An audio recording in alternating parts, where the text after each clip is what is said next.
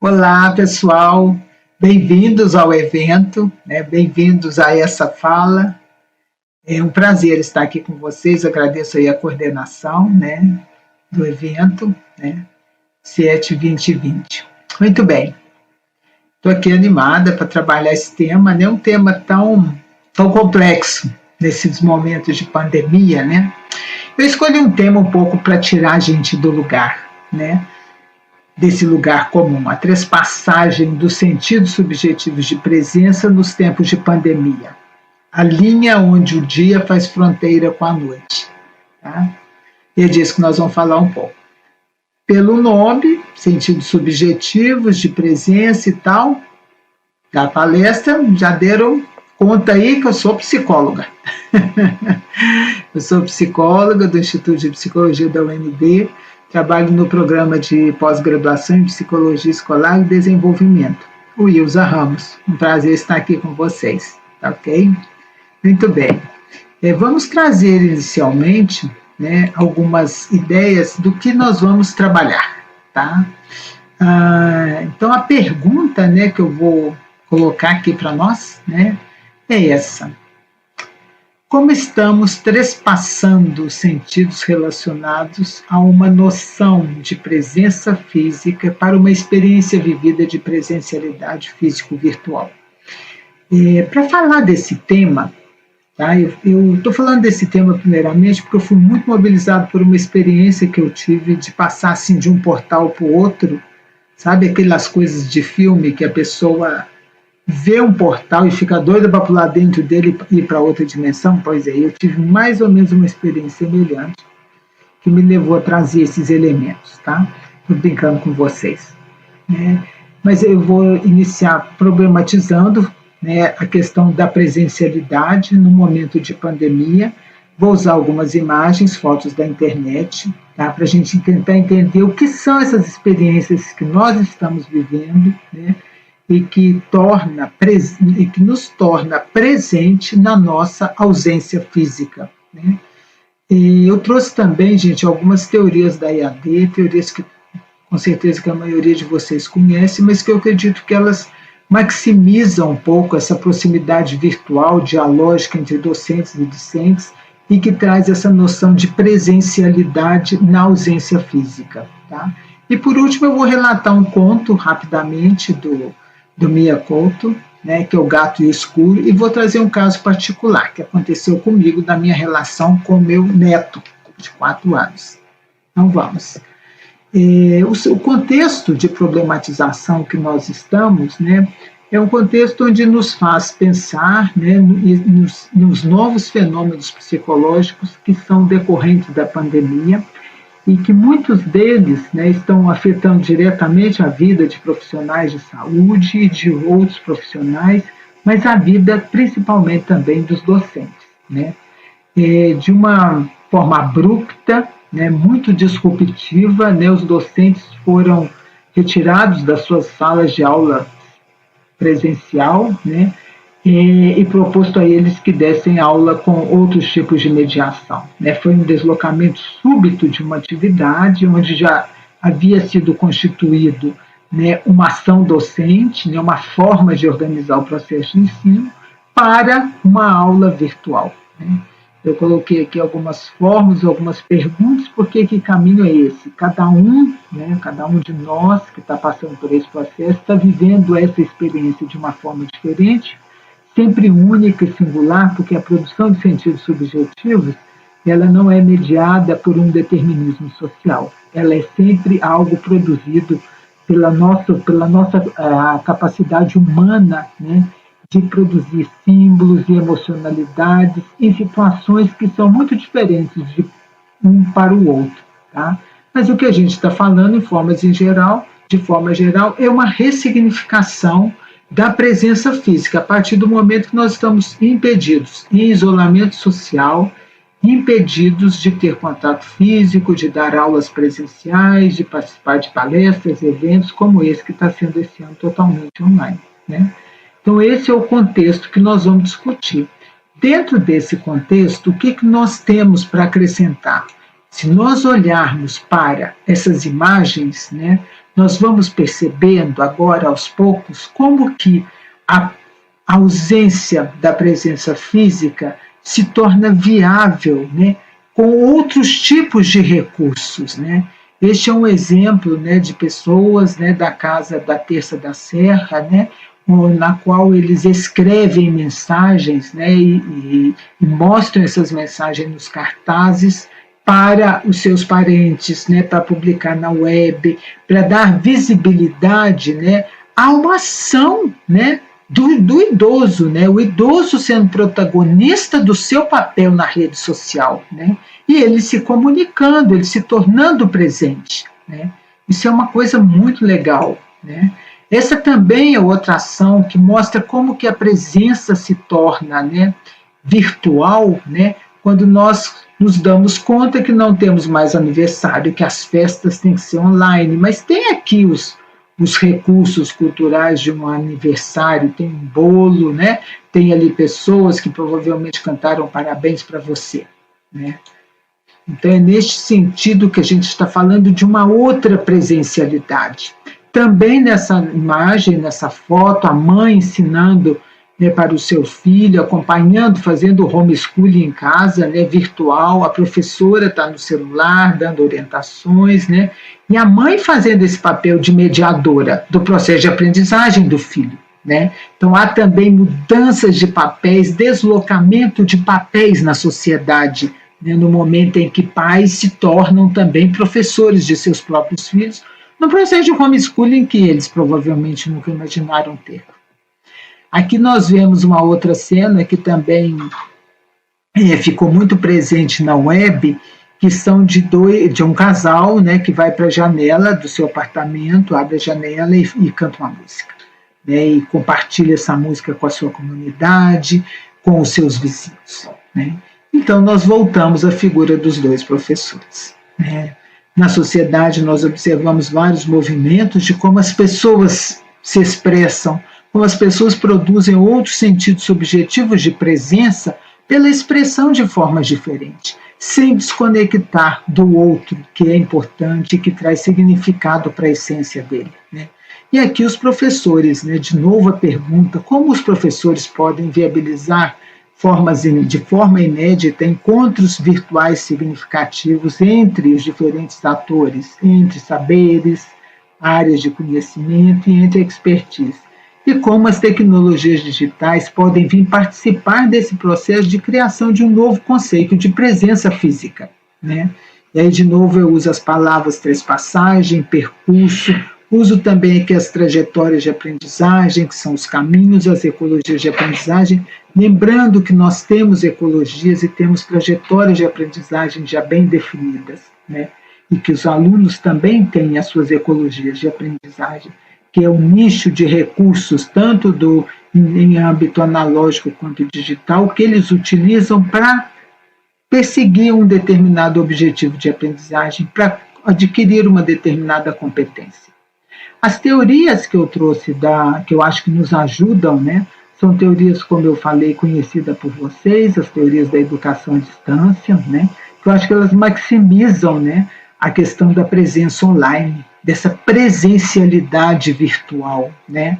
Aí eu vou trazer um pouco da virtualidade, presença física do Ilheira, né, o sentido de presença de Anderson Garrison e outros colaboradores, a teoria da distância transacional, de Maury Kinslow e Maury Anderson, e as teorias da evasão de Tinto e Kember, e também de Rovai. A primeira mensagem, né, que eu gostaria de deixar é esta dualidade, né, da virtualidade e da presença física, né. A virtualidade tem N benefícios e nos traz um panorama, né, com um potencial muito grande para distribuir dados, informações, para mantermos conectados com outras pessoas, via vários softwares e tecnologias que a cada dia surgem novos, né? Hoje, em termos de videoconferências, temos muitas possibilidades, o Zoom, o Teams, o Meet, e outros recursos que também estão disponíveis, o BBB do Moodle, né? Então, nós temos um canal, um potencial para veicular imagens, sons, vídeos, que tudo contribui para a construção de sentidos e significados. Né? E aliado a isso, nós temos essas três potências, né? Da hipermobilidade, carregar a aprendizagem em nossas mãos, né? De estarmos ubico, né? Estarmos participando em vários ambientes simultaneamente, e da interoperabilidade dos sistemas, que por si eles se conectam e se complementam. Em termos da presença física, se formos comparar, na presença física nós temos um conjunto de dimensões, né, que potencializam muito o contato físico e que nos faz, né, sentir tanta saudade, né, dos encontros das pessoas que a gente ama. O potencial do contato físico, né, da leitura das expressões faciais, expressões corporais, a leitura dos elementos não verbais que nos ajudam a construir significado e dar sentido aos conteúdos ou às mensagens, né? O ato comunicacional imediato, né, mediado pelos recursos de expressões faciais e corporais, eu me comunico e tenho um feedback imediato, né, a própria interpretação do canal não verbal, né, isso também como nós interpretamos esse canal que traz a mensagem, essa pessoa que traz a mensagem, também nós associamos isso a uma certa veracidade da mensagem. Então, a presença física ela é insubstituível por tecnologias em vários aspectos, mas a presença virtual traz dimensões e potenciais que não encontramos na presença física. Então, nós podemos olhar para as duas colunas e pensarmos limitações e barreiras em ambas, né?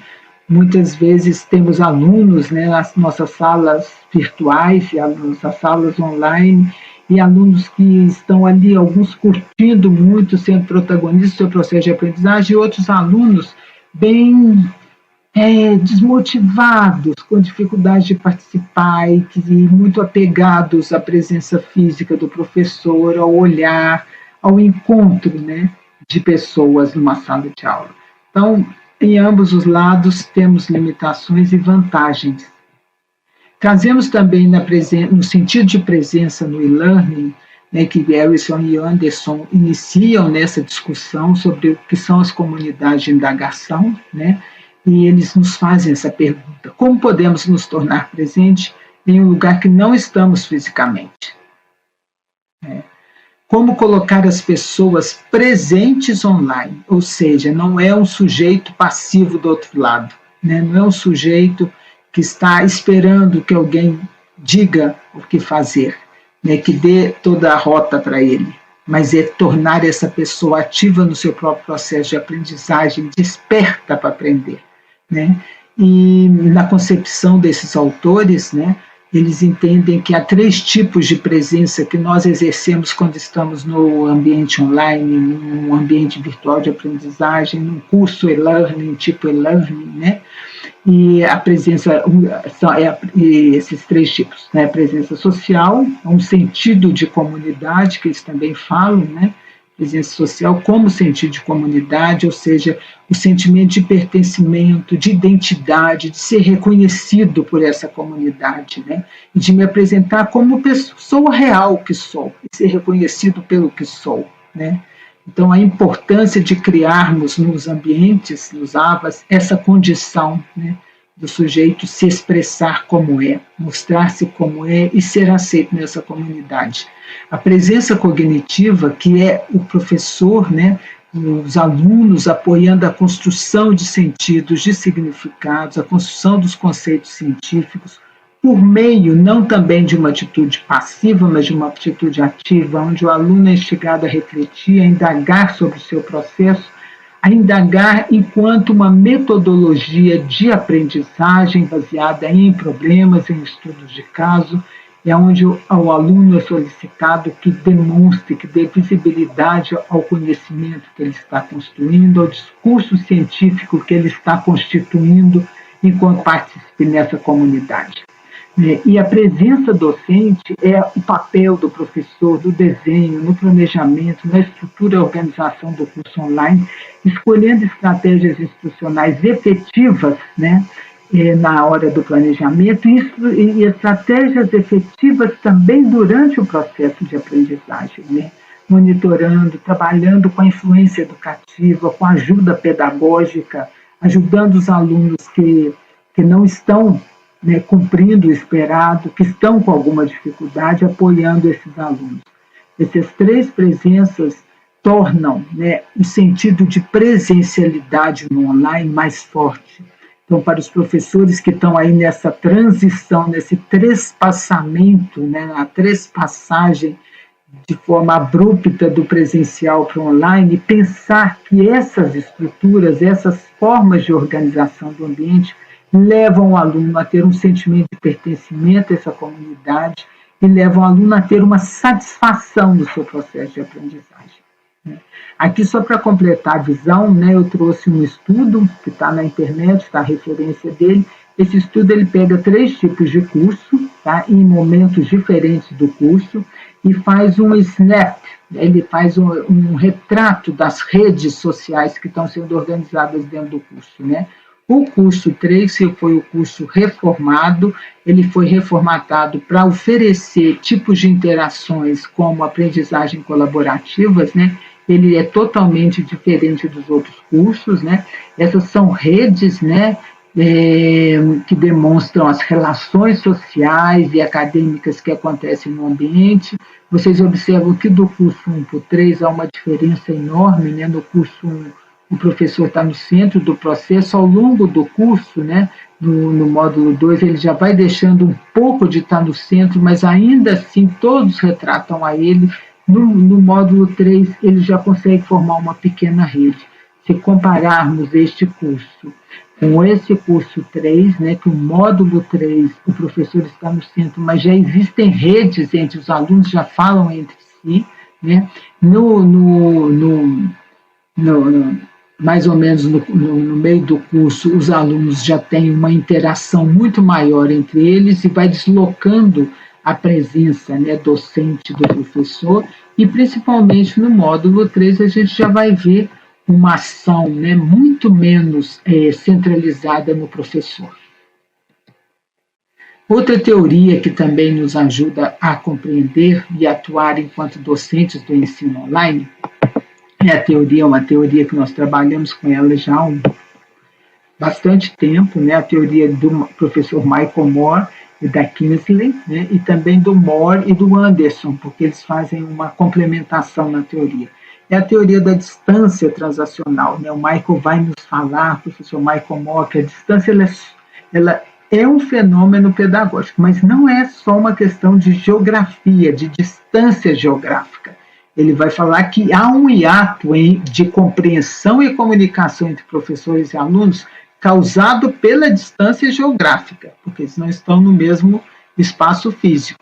E para suprir ou suplementar esta distância geográfica, há que ter uma série de procedimentos diferenciados na elaboração da instrução e na facilitação da interação. E é nisso que o Michael vai nos trazer este elemento. Então, ele vai nos dizer que há um espaço psicológico entre professor e aluno, entre o ensino e o aluno, entre os alunos e os alunos, né, em que compreensões equivocadas e conflitos entre ambos podem ser suprimidos com boas técnicas de ensino e com um bom diálogo, né, evitando que o aluno se sinta distante do professor, isolado ou em processo de solidão, né. O espaço psicológico e comunicacional é que fazem parte da distância transacional. Os 3 elementos da teoria do professor Michael Moore, né, a importância do diálogo, da estrutura e da autonomia.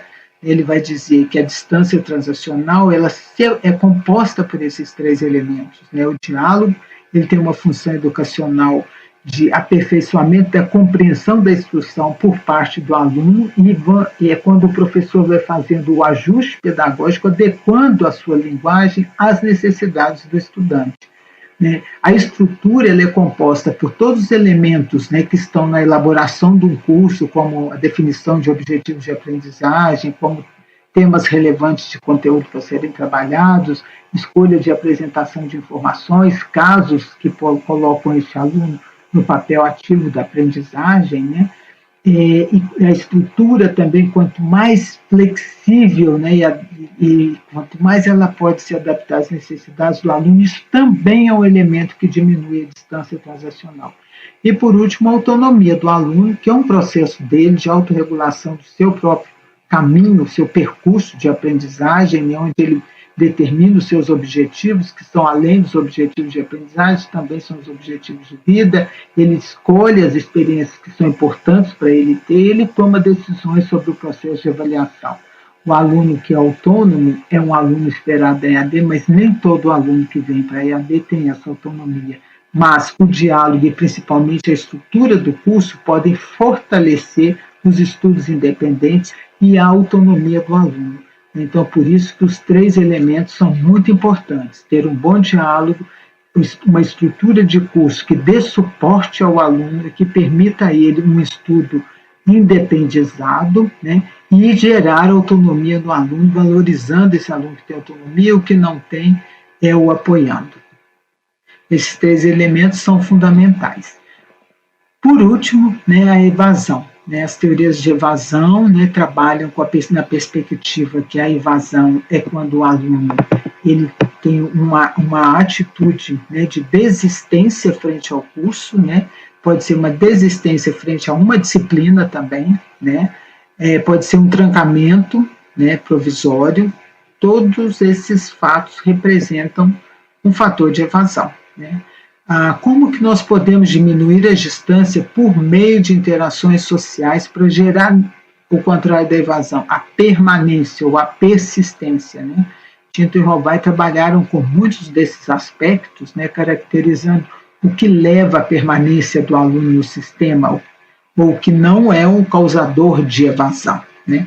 E eles também, como vocês vão ver, muito congruente, né, com as outras teorias, né, o foco está nos objetivos de aprendizagem, objetivos claros, relevantes, né, em que o aluno, né, seja convidado a participar de uma forma ativa no seu processo de aprendizagem e que tenha feedback imediato aos estudantes. Isso diminui as distâncias, isso traz uma outra noção de presencialidade, né, porque eu tenho clareza do que esperam de mim, eu trabalho de forma proativa e eu tenho feedback sobre o resultado do meu trabalho.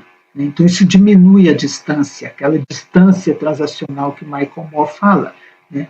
Intervenções particulares também, visando compreender as situações dos estudantes, é uma ação muito importante para a gente trazer essa presencialidade, né? Não é colocar o aluno num lugar que eu percebo que ele está distante, que ele está pouco participativo nas minhas atividades, nos meus fóruns, não responde às mensagens, e eu não faço uma intervenção direta, não chamo para uma conversa, não marco uma reunião com ele para saber o que está ocorrendo na vida dele. Então, trazer o aluno para junto de nós aumenta essa sensação de presencialidade. E todas as ações de acolhimento, de incentivo à participação nas atividades do curso, todas são importantes para criar um senso de comunidade, uma identidade, um pertencimento. Esses elementos são fatores de satisfação do aluno frente ao curso e são fortes preditores da persistência. E por último, gente, eu vou trazer um pouco, né, da experiência que eu vivi de 3 passagens, né, atravessando por lugares, entre lugares, né, com uma criança de 4 anos de idade. Né, eu acho que nós temos que nos despertar para isso, né, para as oportunidades de aprender com todos. E foi uma aprendizagem virtual. Foi uma aprendizagem mediada por um vídeo do WhatsApp, uma chamada de vídeo, né. A palavra trespassar, né, ela significa passar de um lado ao outro, atravessar, varar ou furar de um lado ao outro, atravessar, transpor, ultrapassar. Ela me chamou a atenção por ser um momento em que nós estamos num processo de trespassagem de estados a outros estados, né?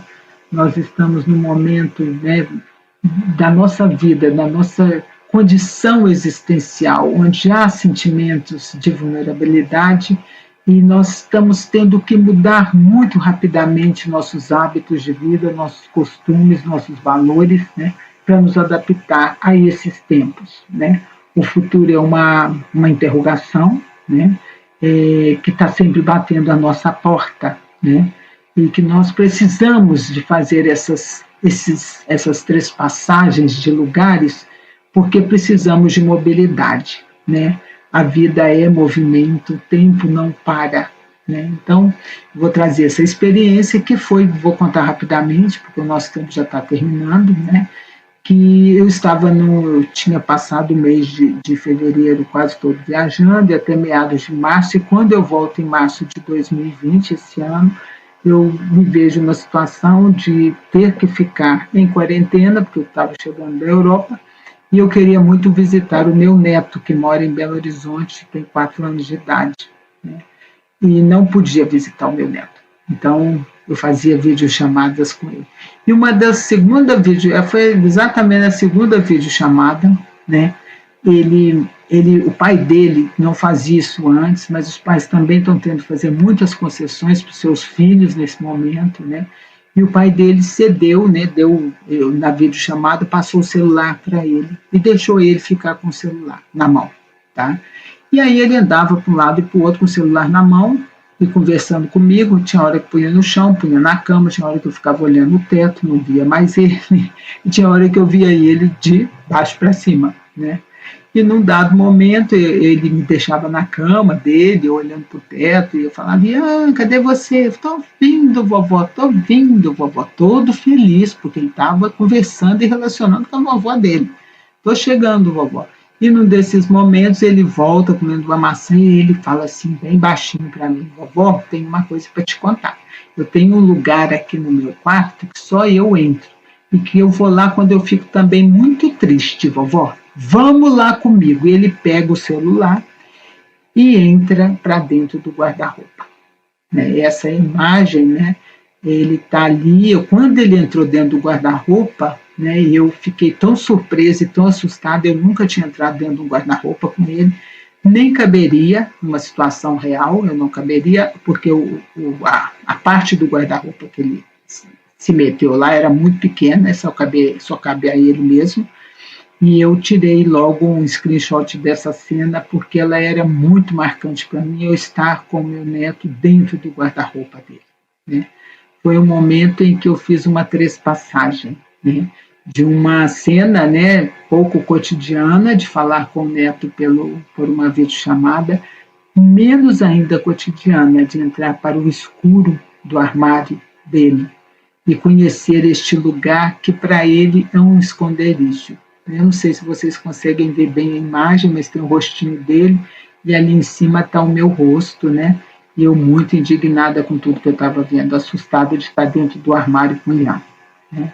E foi nessa brincadeira com o Ian que eu me despertei para o livro do Mia Couto, né? O Gato e o Escuro, né? É um livro como a obra dele, né? É um livro excepcional de literatura infantil, e que ele conta a história de uma mãe, né, que está contando uma história de um gato para o seu filho, que é um gato, o Pintal, né?